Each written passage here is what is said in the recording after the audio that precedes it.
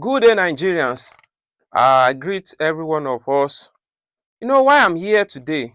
I'm here to know your own opinion about the issue of age bar for Nigerian students, especially the students who are going to register for Western examination, West Africa examination, which is the WAEC and the NECO and the likes. Just of recent, the federal government came out to let us know that okay, there is a age limit for any Nigerians who is going to register for WAEC or NECO. In order to know their age, I said their age should be age 18. If you want to register for WAEC or NECO, you should be of age 18. And this issue has bring many different or diverse opinions of Nigerians about this issue. Some of opinion that when we look at it, we need to consider the chronological age of our child together with their mental age. And some said reason for students to be in the university before the age 18 is because of many parents register their child even before the appropriate time to miracle centers. And it is of opinion of others that okay, it is not like that. Maybe our own issue is not the issue of the so-called the age limit. When we talk of education, that it is not the age limit. What we need to consider most is the about the out of school children. Let's look at this. You as a parent, I want you to look at all these reasons. Even before I go ahead, let us watch this video. Watch this one. You will see one of the reasons why we have the diverse opinion about the issue of age limitation, that okay, your child should be of age 18 before getting to university. Many said, oh no, that is the we want to deny some the how will I call it, the junior students. Assuming that you have a child that is genius, if you are saying okay, he or she will be of age 18 before you are going to allow him or her to get into university, that is a way of denying such child their rights. Let's watch this video. I'm still coming back. Let's watch it. I want to know your opinion. Very glad about what you said about the failure of the regulatory system, because these standards were what used to obtain in the past. Do you remember those times of HSC? Higher school, yes, lower lower 6, upper 6, A levels, SBS, right. A levels. Let's trace our steps back, and you will know that this comes a long way. But failure of the regulatory system, and then a lot of issues from the private education sector, which you can't really blame. If there are no rules, people will certainly break it. My concern with this policy is how do we deal with the backlog that we're going to have? Because their lack of looking at the realities of the issue on ground has led to a dearth of 14-year-olds, 15-year-olds, and even parents need to actually wake up on these issues. So it's very important. You see, if we pay attention to what it is to have children develop properly, proper child development, you will know that we're doing ills to the Nigerian child. Well, is there any empirical evidence, really, to show that if you're not up to the age of 18 by the time you get into university or higher education, it has a knock-on, negative knock-on effect? Well, I'm not coming from the reference from the background of research, right, but I can prove to you that there are 3 key domains of learning. We have the cognitive, we have the affective, and we have the psychomotor. Most of the time when we say the children are smart, they're ready to move on, we focus on only one domain of learning, which is the cognitive. And then when you even look at the way we practice cognitive learning in Nigeria, we don't take our children all across the ladders of learning. We have 6 levels of learning. We have the remembering, understanding, applying, analyzing, evaluating, and creating. When you go into a typical Nigerian classroom, what do you see? Our children just memorize and cram. They can cram a textbook and go and write an examination. So you see, it's not about just infrastructure, and it's not also about data.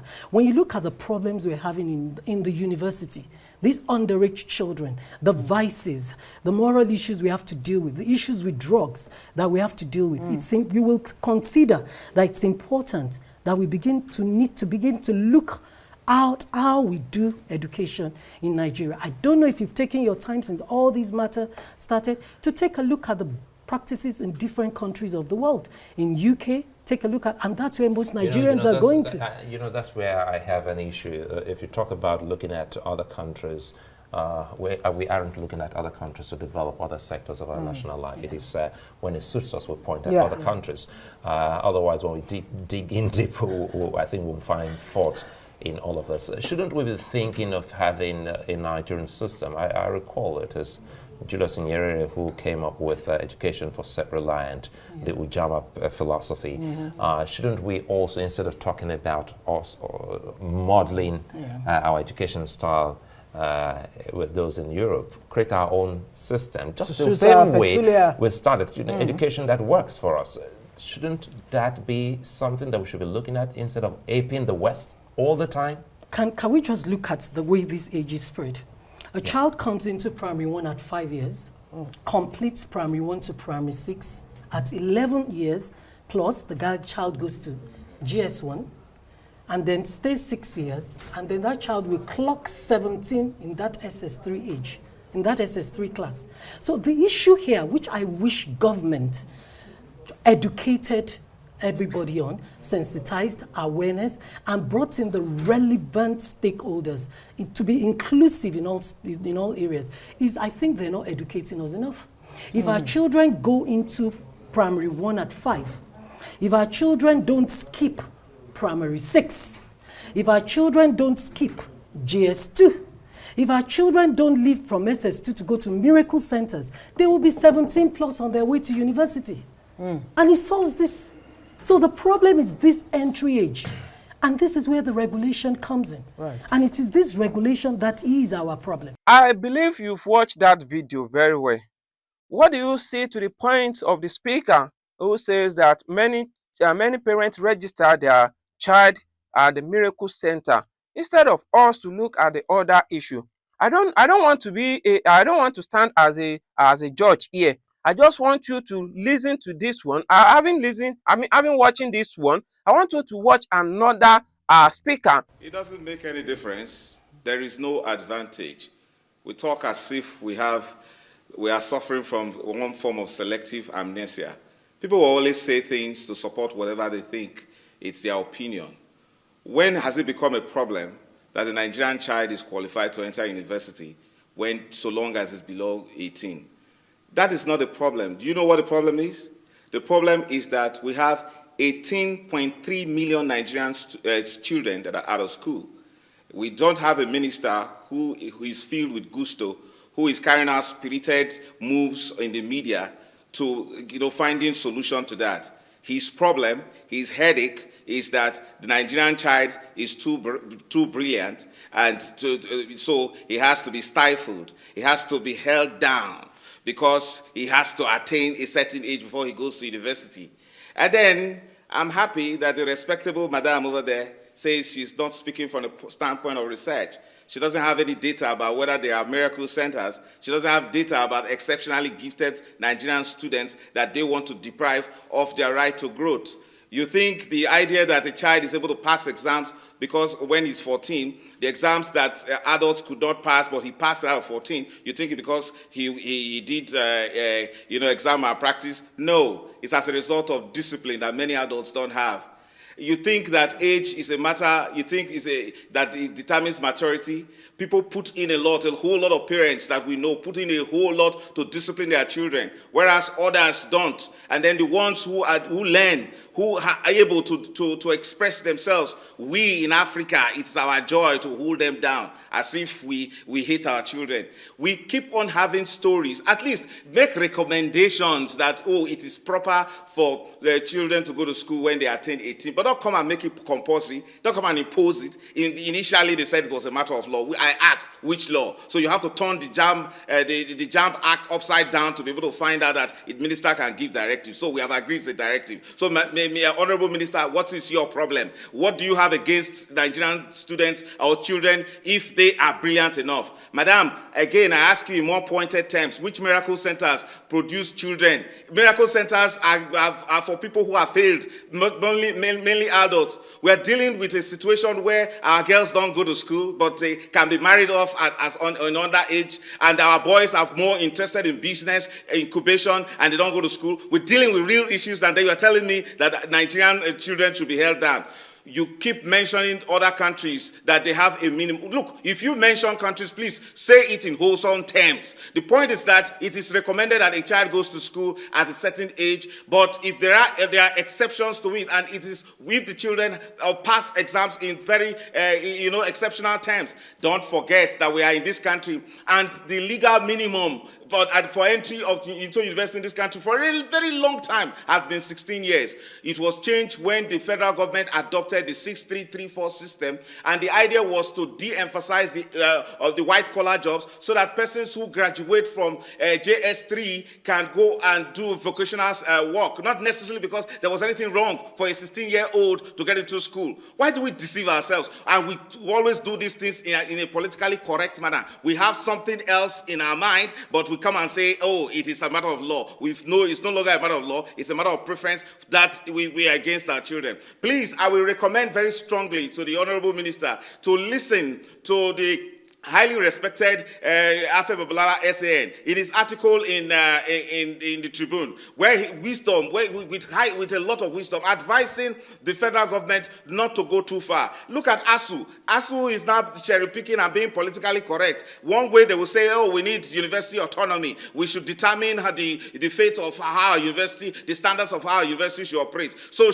before that, it is the Senate of the universities that make recommendation as to the legal minimum age of entrance. Today, it is now a federal matter. I see the federal government does not have enough issues to bother. You wonder why we talk about issues of true federalism? So we are now going to take away the right of university senate to determine whether the age of a child to enter university, even when he's exceptionally brilliant. We have data, statistics of young children who enter the university at 14, turn out at 20, they are graduates. They are medical doctors, some of them are professors. But in Africa, and particularly Nigeria, that leads the way back on a backward reverse terms, is to keep those children there until they are recruited to become child soldiers. Look, my critics tell me that I get emotional about these issues, but because I can't understand why a country, a minister will sit down, leave 18 million children that are not in school, and then now begin to bother himself why children who are qualified to go to school should not go, but they should go and play, they should go and be watching video games and doing all sorts of things. What a country, for goodness sake. But look, we should tell ourselves the truth, and not say in semantic manner and then come and justify one sort of things that's against our children. That's wrong. Actually mixing up issues. We're talking here about appropriate child development. We deny the children in Nigeria, we rob them of their childhood. You will see a 5-year-old already in primary 2, primary 3, and you need to see the rigor of cognitive work that they need to cram and they need to go through. And these children don't even have the stamina to endure it. Have you ever wondered that when our children, the longest period children will have in classrooms during their SS3 GS, it's probably 40 minutes or 1 hour period. And then they transit to university and then look at the extended hours that they need to sit in class. Maturity is very key. I disagree with you, sir. What's the definition of maturity, really? Well, does it really have to do with age? I wasn't 16 as of October 1 when I finished secondary school. And I gained admission to university. So you cheated? No, I didn't cheat. Yes, no, that's what Dr. Dosuri is saying. I do recall a parent actually stopped their daughter. I remember her name now. I just skipped my mind from going to university. First class student, very brilliant, but she had to stay home for 1 year before going to university. Does it really make sense? You see, we're not denying that we have exceptionally gifted and talented children. Right. But how do we assess? How do you say this child is exceptionally gifted and talented. Is that what is that part of what the policy will This be? is part of what we are advising the government to do. That in as much as you're trying to restrict and ensure that we do things properly, we should not ignore children that are exceptionally gifted and That's talented. a good place to live it. And we It's a need good to place. have a balanced assessment for their IQ, a balanced assessment of their strengths, and also have special programs for them. Children that are gifted and you just focus on their cognitive learning. 3, 2, 1, action. Dear parents, having watching the two speakers, I want you to digest their word, their own opinion. Let us now reason together with their diverse opinion. Some of opinions, one is of opinion that we should work on our education system, how we are going to, bring all those out of school students back to the school. And some said parents should stop registering their child into the miracle centers. And a lot of reasons they gave. I want us to look at that point. I want to hear your own opinion as a parent. But to me, I want us to see this, that in Nigeria, we have one factor that, okay, if we see somebody that is genius, instead of us to look at it that, okay, despite that this child is a genius, but there should be a procedure to follow. That, okay, oh, if you want to register your child for any examination, you should follow due process. Look at the age. You know that some parents in even this is so common among the parents that, okay, because they want their own child to be ahead of other childs, they will ask their schools or the school of their children that, okay, we want you to give them the double promotion instead of them to have the normal promotion. Some parents will be requesting for double promotion, and all these things is one of the factors that is affecting us. Even when such child get into the university, it will definitely tell on them. They are the set of people that you see in the university misbehaving. Even they are the set of students you find in a university where they are easily to convince, even to join the so-called secret court in the school. And all these things will later tell on every one of us. I want us to digest this, and I want to know your opinion. Kindly send us your own opinion at the comment section. We want to see your opinion. And don't forget to share this video, and let us share it for others to learn from this video. Thank you. This is Africa Edge TV. Don't forget, next time we are still coming your way. Thank you.